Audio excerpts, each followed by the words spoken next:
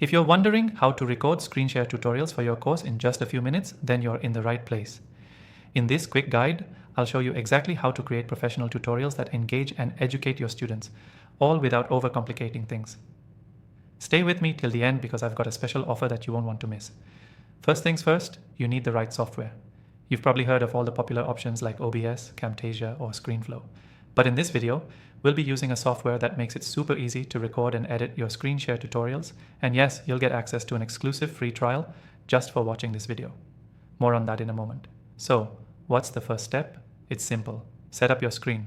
Before you even think about hitting record, make sure your screen is clear of distractions. Close unnecessary tabs, apps, or anything that might pop up during your recording. The last thing you want is a notification interrupting your tutorial.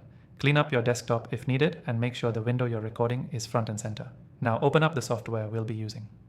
After installing it, you'll be able to quickly select the screen or window you want to record. This is key because it gives you the flexibility to record a full screen or just a specific area depending on what you're teaching. Want to focus on a particular software? Just select that window. Easy. Next, let's talk about audio. Good sound quality is just as important as a good screen recording. Be sure to use a quality microphone and if possible, plug it directly into your computer rather than using the built-in one. Adjust your microphone settings in the software to make sure it's picking up clear, crisp audio.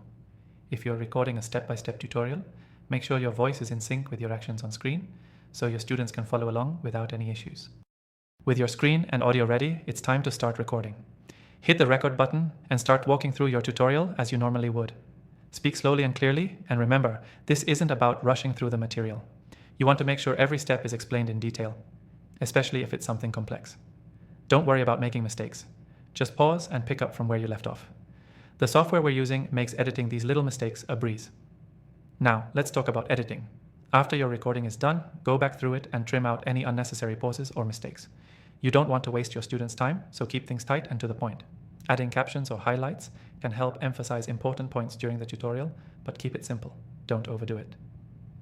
Once you're happy with your video, it's time to export. Choose the highest quality settings, but keep in mind that larger file sizes can be harder to upload and stream. So, aim for a good balance of quality and file size that works for your platform.